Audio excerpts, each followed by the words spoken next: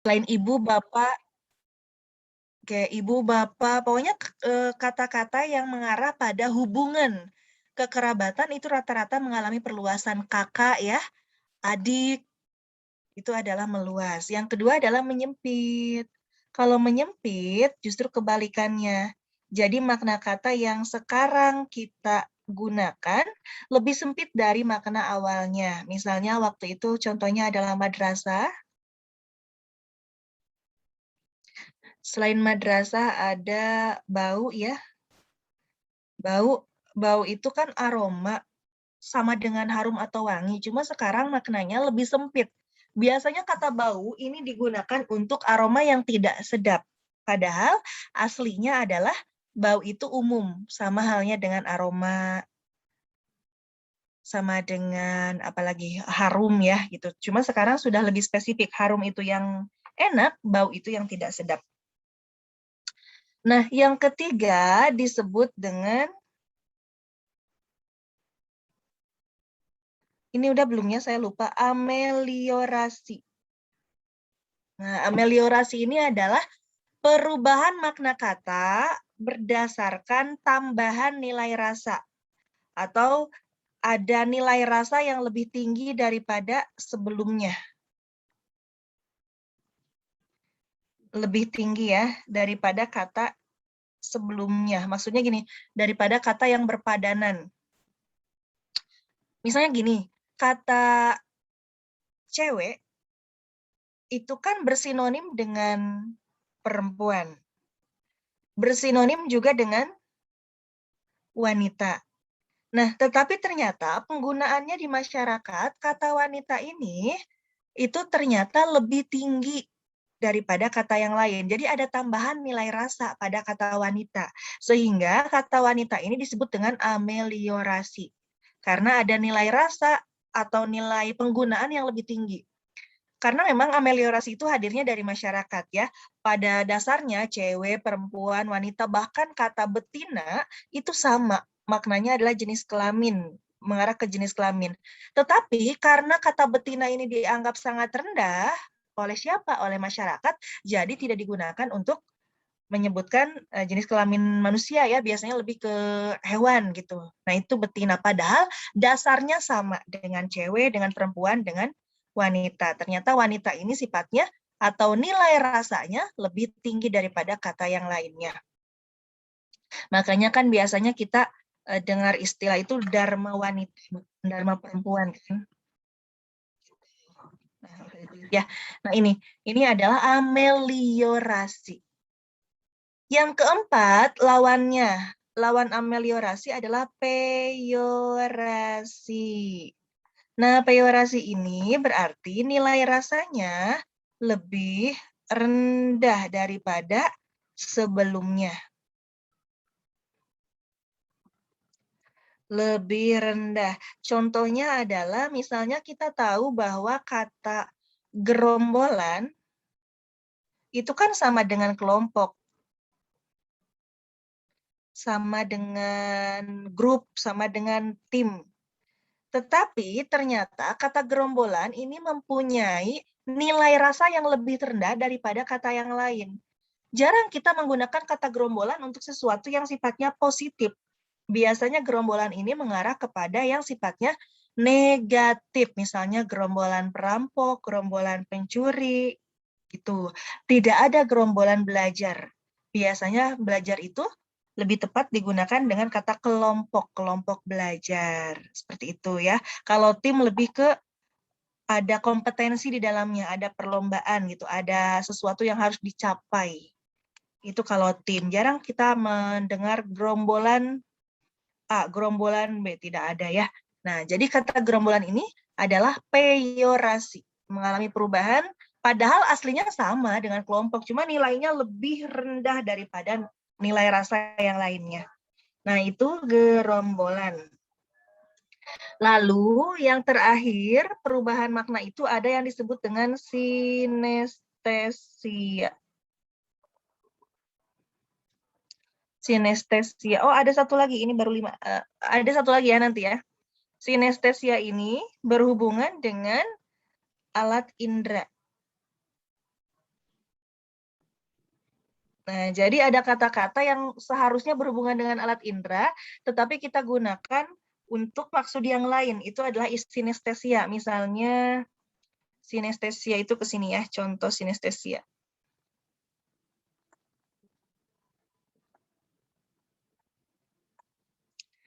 Bicaranya sangat pedas. Nah, kata pedas ini kan berhubungan dengan indera ya, tetapi ternyata digunakan untuk bicara, untuk predikat pada subjek yang diisi kata bicara. Padahal pedas ini adalah alat indera. Maksudnya bicaranya sangat menyakitkan kan seperti itu. Nah, ini yang disebut dengan sinestesia. Jadi berhubungan dengan alat indera. Contoh lain misalnya sikapnya sangat dingin. Nah, itu adalah sinestesia. Lalu yang keenam ada yang disebut dengan asosiasi. Asosiasi ini adalah tentang persamaan sifat. Jadi diasosiasikan gitu, seperti semacam analogi lagi. Misalnya ia menjadi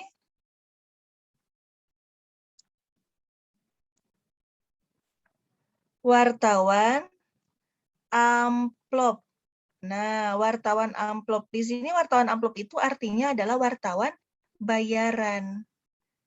Gitu. Jadi di sini ada persamaan sifat antara amplop dengan pembayaran, dengan uang. Amplop itu kan identiknya dengan kalau nggak surat pasti dengan uang. Makanya wartawan yang dibayar disebut dengan wartawan amplop. Itu adalah asosiasi. Ya, jadi ada 6 perubahan makna kata, meluas, menyempit, ameliorasi, peyorasi, sinestesia, dan asosiasi. Nah, untuk nomor 11 ini masih tentang makna yang mengalami perluasan. Kira-kira yang mana nih jawabannya? Silakan adik-adik kalau mau coba jawab. Pada kalimat mana saja yang mengalami perluasan?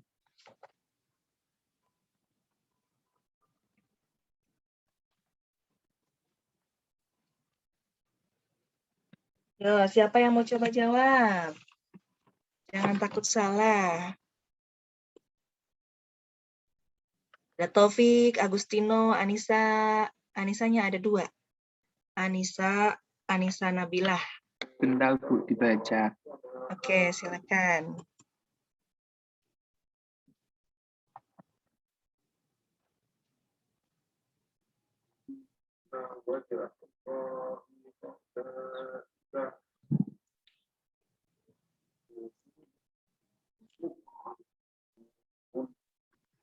Satu dan 6 mungkin Bu. 1 dan 6 yang C. Yang lain gimana? Setujukah? 1 dan 6. Nomor 1 apa? Menurut ini topik ya? Iya. Di mana perluasannya? Pada kata apa? Bentar Bu. Putra mungkin Bu. Putra. 6-nya? 6-nya yang Istana Presiden. Istana Presiden. Yang lain apakah setuju ataukah ada yang berbeda?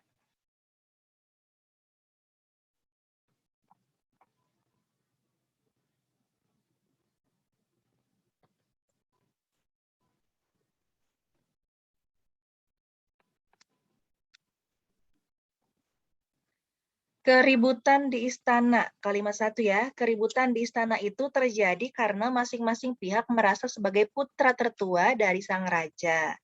Nah, di sini ada kata istana ya. Istana itu waktu itu kalau nggak salah saya contohkan sebagai kata yang mengalami perluasan. Tapi dalam kalimat ini, istananya istana sesungguhnya kan. Sang raja, berarti memang tentang kerajaan. Jadi istananya ini tidak meluas, istananya istana yang asli. Masing-masing pihak merasa sebagai putra tertua. Putra tertua berarti ini adalah ya anak ya. Anak raja yang paling tua. Oke. Seperti itu kurang lebih. Kita cek yang kedua. Sebagai putra raja, ia dituntut untuk berjiwa ksatria. Ini juga sama kan, putra raja, putra raja. Kalau kita perhatikan itu ada kesamaan. Jadi kita bisa analisis mana nih yang samanya istana, putra, kemudian ada kata adik, ibu juga, Oh, ini ada bapak, adik, ibu, lalu ada istana dan ada merantau. Nah, ini kurang lebih ya yang bisa kita analisis. Nah, di kalimat 1, kalau kita lihat, istana itu tadi sudah pasti tidak meluas, putra juga ini mengarah kepada anak, jadi tidak mengalami perluasan. Kemudian yang kedua, sebagai putra raja, ini juga sama, putra, ya berarti anak maksudnya. Jadi tidak mengalami perluasan. Kalau yang perluasan itu kayak gini, putra-putri Indonesia gitu. Nah, itu adalah perluasan. Jadi anaknya Indonesia. Padahal kan yang punya anak biasanya orang tua.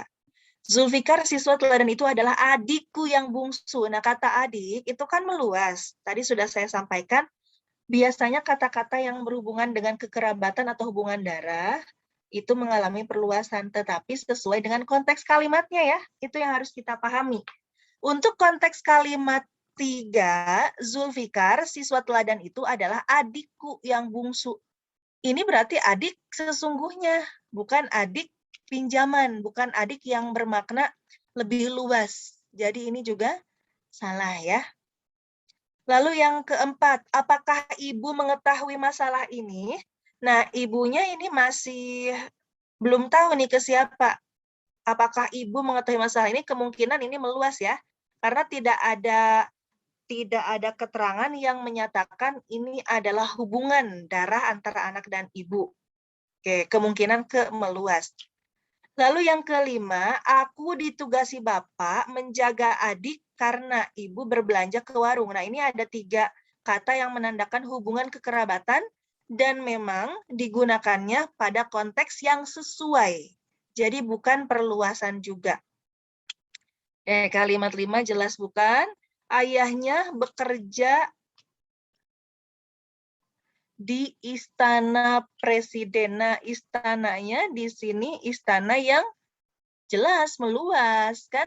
Meluas karena istana yang dimaksud adalah rumahnya presiden, rumah dinasnya presiden. Padahal istana itu dalam konteks sesungguhnya digunakan untuk rumah raja. Tuh. Jadi yang ke-6 meluas, lalu yang ke-7, merantau. Mereka merantau. Seperti yang dibahas sebelumnya, rantau itu adalah lawannya darat, tetapi sekarang kata rantau itu banyak digunakan untuk mengganti makna berpindah dari tempat asal. Nah, jadi ini meluas juga. Baik, kalau gitu yang mana jawaban yang paling tepat? Ini tadi ada 6, yang meluas 7, lalu yang keempat juga mungkin ini keperluasan ya. Karena tidak ada beda. Kita bandingkan dengan kalimat 5. Kalau kalimat 5 kan ada kata ibu. Tapi ini ada hubungan antara aku ditugasi bapak menjaga adik karena ibu. Nah, berarti kan ini hubungan kekeluargaan. Ini sangat jelas. Kalau yang keempat, ini tidak ada keterangan tentang hubungan kekerabatan atau hubungan kekeluargaan. Jadi ini mungkin mengarah ke meluas. Jadi jawabannya yang mana? Yang paling tepat 4 dan 7, yang B. Begitu ya. Itu yang meluas. Gimana? Apakah bisa dipahami adik-adik? Atau kurang jelas? Kalau kurang jelas boleh ditanyakan ya.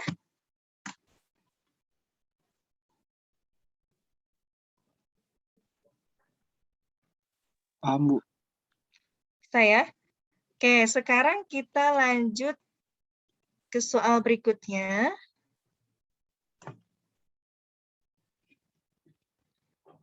Nomor 12. Yang ditanyakan adalah teks dalam kalimat sejalan dengan tema HDI lanjutan bla bla bla. Mana nih?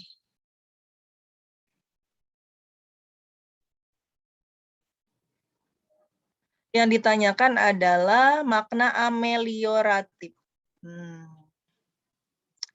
Stigma masyarakat terhadap penyandang disabilitas membuat hubungan makna kata amelioratif, yaitu kata, nah kita harus mencari amelioratif atau ameliorasi, berarti ada hubungan makna kata yang nilai rasanya lebih tinggi.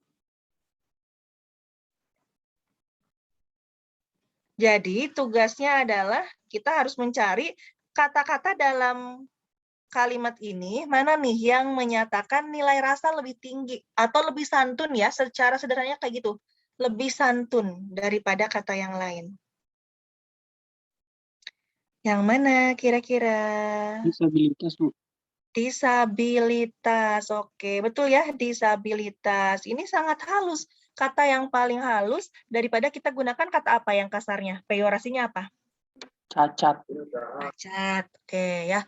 Atau misalnya selain disabilitas kita juga bisa menggunakan kata gunakan tuna-tuna ya, misalnya yang tuli, tuna, Tapi buta, tuna. katanya lebih sopan kalau nggak pakai tuna loh, Bu.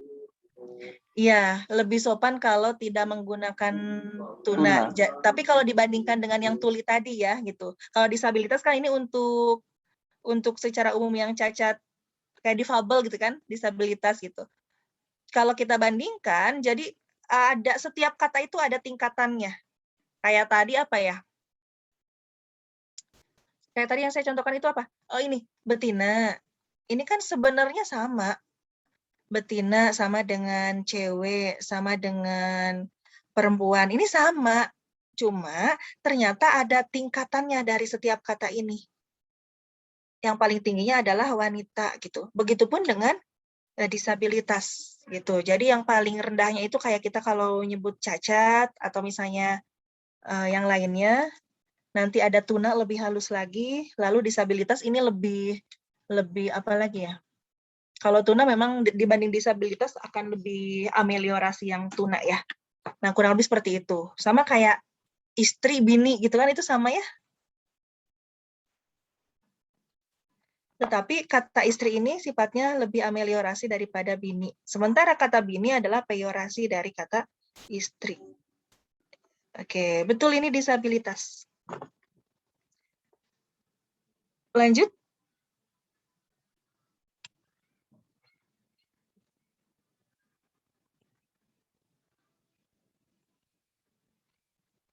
Nomor 13, silakan. Deretan kata yang menunjukkan perbedaan nilai rasa terdapat dalam. Nah, kira-kira yang mana? Nilai rasa. Berarti kalau nilai rasa itu, ya kalau tidak ame, peyo gitu ya. Ameliorasi atau peyorasi. Nah, silakan dicari kira-kira yang mana.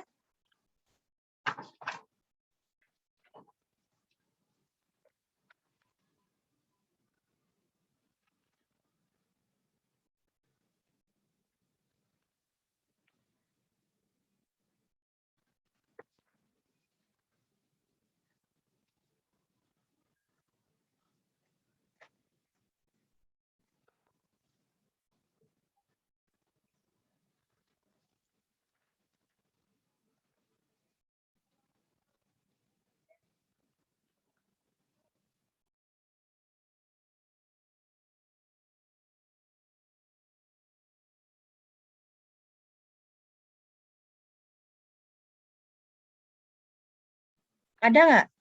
Manakah yang menunjukkan perbedaan nilai rasa? Boleh ameliorasi, boleh peyorasi. Yang penting ada perubahan nilai rasanya.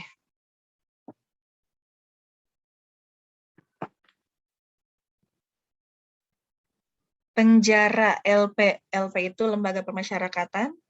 Bui. Mengamati, menengok, melototi. Membawa, menyandang, memanggul. Cerdik, cendekia, pandai, tolol.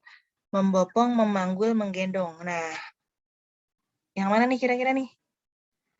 Yang nilai rasanya lebih rendah atau lebih tinggi?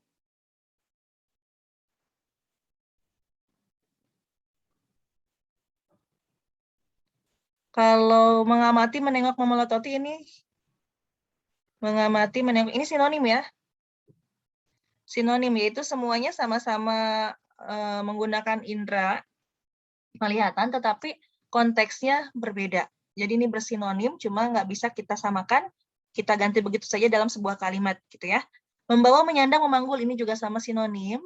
Kalau cerdik, cendekia, pandai, tolol ini ada antonimnya. Cerdik, cendekia, pandainya sinonim. Sementara dengan tolol sinonim itu adalah antonim. Begitu ya. Membopong, memanggul, mengendong. Ini juga sama sinonim. Nah, jadi yang paling tepat jawabannya yang ini. Penjara, LP, bui. Itu adalah, kalau penjara daripada LP, yang paling santunnya ini ya, lembaga permasyarakatan. Kalau penjara nilainya lebih rendah daripada LP. Apalagi bui ini paling kasar. Ya, jadi ameliorasinya ada di LP, peyorasinya ada di kata bui kalau kita bandingkan urutannya kan. Tuh, jadi jawabannya yang A untuk soal nomor 13.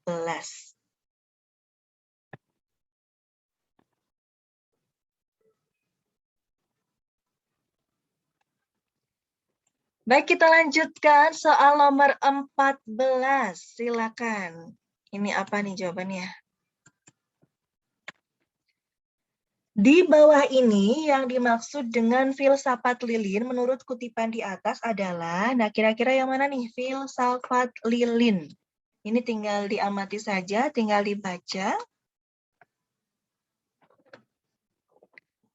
Kira-kira apa nih filsafat lilinnya?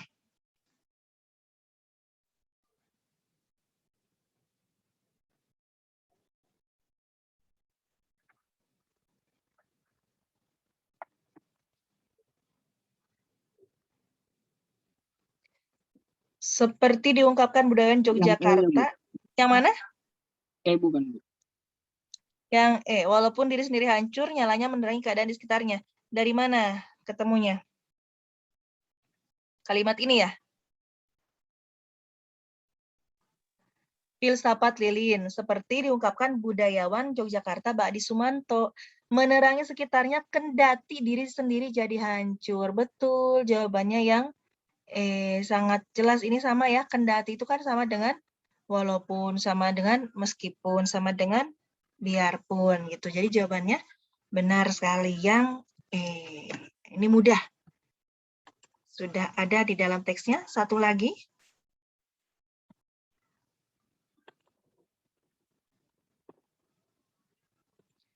Satu lagi soal nomor 15. Oh.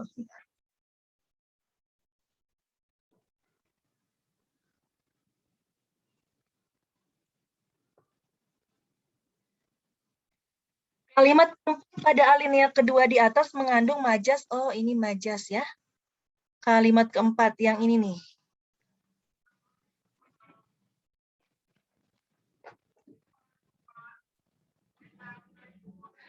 Kira-kira yang mana?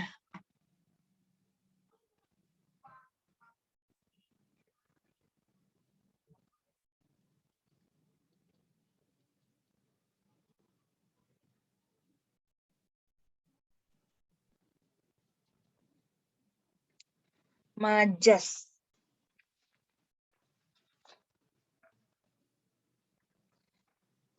Nah, ini kalau dalam teori, tadi kan perubahan makna. Kalau majas itu termasuk dalam teori pergeseran makna kata. Oke, kita bahas sedikit ya. Maknanya bergeser. Pergeseran makna kata. Sama kayak meluas lagi sih. Makna kias kan, majas itu. Nah, pergeseran makna kata itu terbagi menjadi beberapa jenis. Yang pertama adalah ada yang disebut dengan idiom. Kalau nggak salah ini pernah saya bahas. Idiom itu adalah gabungan kata yang asal-usulnya tidak bisa kita telusuri. Jadi antara komponen pembangunnya itu tidak saling berhubungan. Contohnya misalnya waktu itu kata apa ya, naik kuda hijau gitu. Naik kuda hijau. Nah, ini adalah idiom. Naik kuda hijau itu artinya adalah mabuk. Nah, kita tidak bisa menelusuri kenapa naik kuda hijau itu maknanya mabuk. Padahal kan nggak ada sama sekali hubungannya dengan kuda, apalagi hijau. Adakah kuda yang berwarna hijau gitu ya? Jadi itu adalah idiom. Nah, yang kedua ada juga yang disebut dengan peribahasa. Kalau ini teman-teman sudah tahu ya peribahasa ya. Ada banyak sekali peribahasa di dalam bahasa Indonesia. Jadi peribahasa ini merupakan kelompok kata, bahkan biasanya cenderung menjadi kalimat yang susunannya tetap, kemudian biasanya mengiaskan maksud tertentu. Misalnya, besar pasak daripada tiang. Nah, itu kan sudah mengarah ke kalimat ya. Itu adalah peribahasa. Susunannya tetap seperti itu. Jadi ketika kita sudah tahu besar pasak daripada tiang, itu sampai kapanpun tidak berubah. Air susu dibalas dengan air tuba. Nah, itu kan sampai sekarang, dari zaman dulu itu tetap seperti itu bunyinya. Itu adalah peribahasa. Nah, ini adalah makna kias, besar pasak daripada tiang. Yang artinya adalah ternyata apa yang kita keluarkan lebih banyak daripada apa yang kita dapatkan. Itu ya peribahasa, ada banyak sekali. Kemudian yang ketiga ada juga yang disebut dengan ungkapan. Kalau ungkapan ini mirip dengan idiom. Misalnya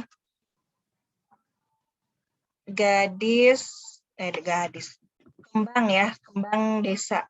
Nah, ini adalah ungkapan, karena ada makna pinjaman di dalamnya. Kalau tadi idiom itu nggak bisa kita telusuri, kalau kembang desa ini bisa kita telusuri. Oh, kembang. Kenapa nih gadis desa itu disebut dengan kembang atau bunga desa? Nah, karena itu ada pinjaman terhadap kata kembang yang artinya sesuatu yang sifatnya indah, cantik, harum gitu kan, menawan. Nah, dipinjam oleh kata gadis sehingga kembang desa itu maknanya adalah gadis desa. Kalau ini masih kita bisa telusuri asal-usulnya.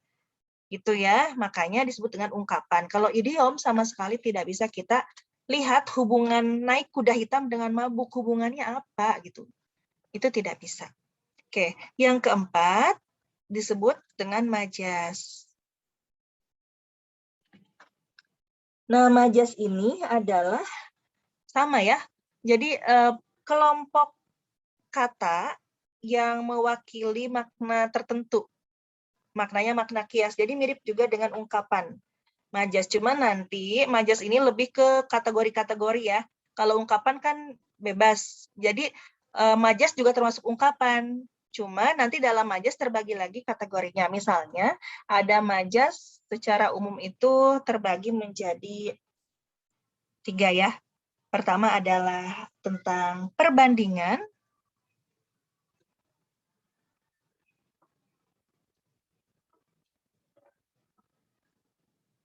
Misalnya yang perbandingan itu ada perumpamaan, simile ya, kemudian ada metafora. Nah, ini juga perbandingan, sesuatu dibandingkan dengan yang lain, ya maksudnya. Kemudian ada juga personifikasi. Ini masuk ke perbandingan. Kalau simile, ini biasanya ada kata-kata bagai, seperti, ibarat. Tuh, kalau metafora, isinya ungkapan. Ungkapan, misalnya Dewi Malam. Nah, Dewi Malam itu kan ungkapan lain dari kata bulan. Kalau personifikasi, tahu ya, person berarti orang. Di sini ada benda mati yang seolah-olah bisa memiliki sifat seperti manusia gitu ya. Benda mati ibarat hidup. Oke, itu adalah personifikasi. Sepertinya personifikasi ini yang paling banyak didengar oleh adik-adik, karena memang ini yang biasanya muncul di soal-soal. Nah, yang kedua, majasnya adalah majas pertentangan.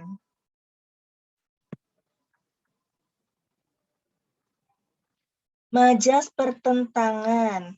Ada hiperbola. Nah, kenapa disebut pertentangan hiperbola? Jadi kan hiperbola itu berlebih-lebihan.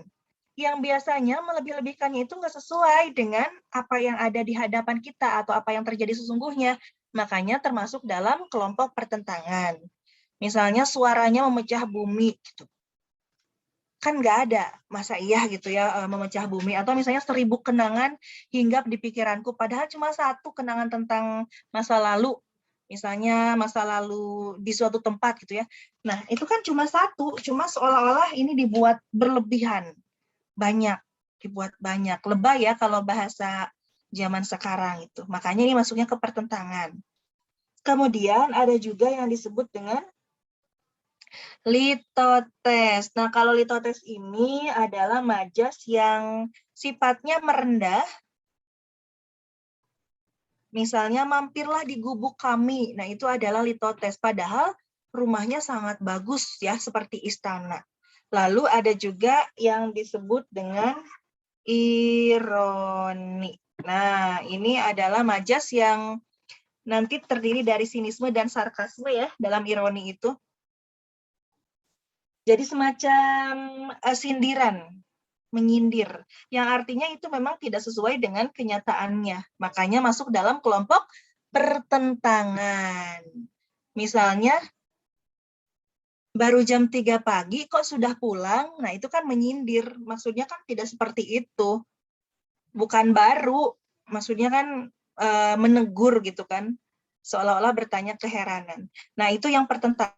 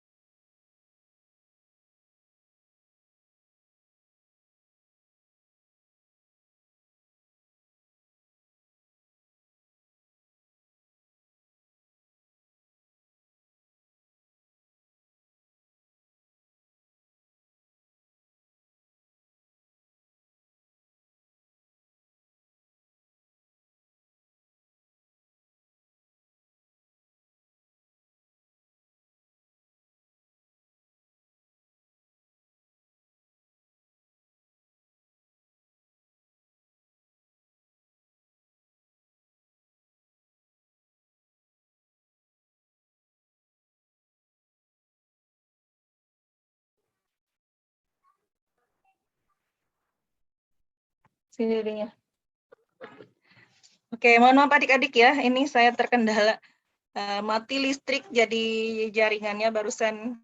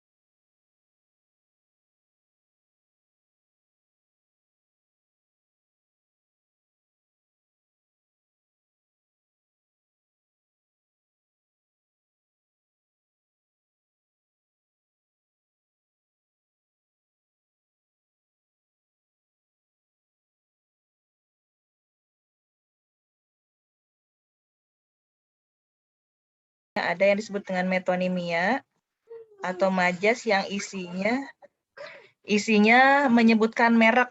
Nah, misalnya kita menyebut ia naik Honda. Nah, itu maksudnya adalah ia naik motor, misalnya seperti itu. Atau beli Aqua. Nah, Aqua itu adalah merek, tetapi ternyata banyak digunakan untuk menyebutkan air mineral secara umum. Atau misalnya odol. Nah, odol itu adalah merek pasta gigi.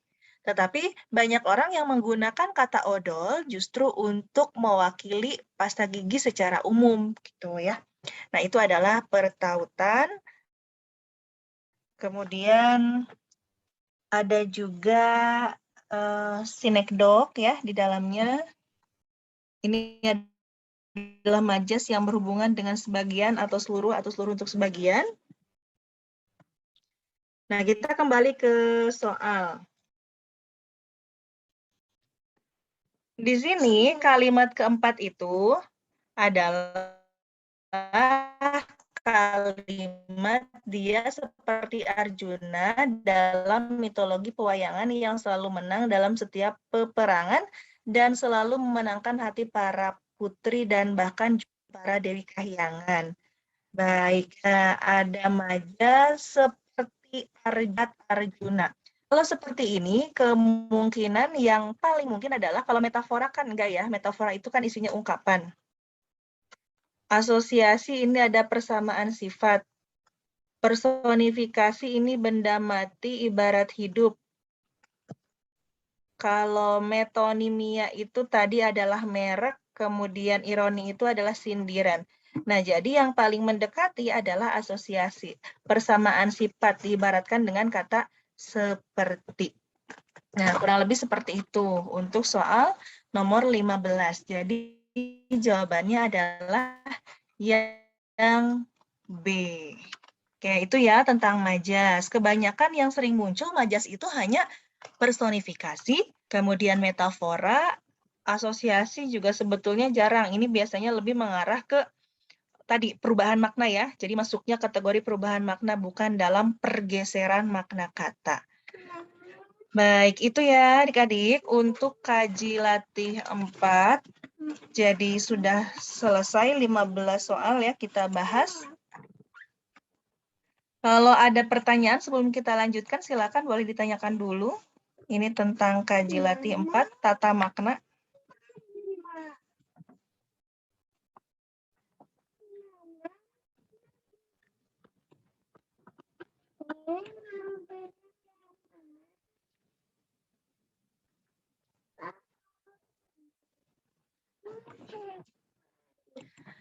Baik, jika tidak ada, kita lanjut.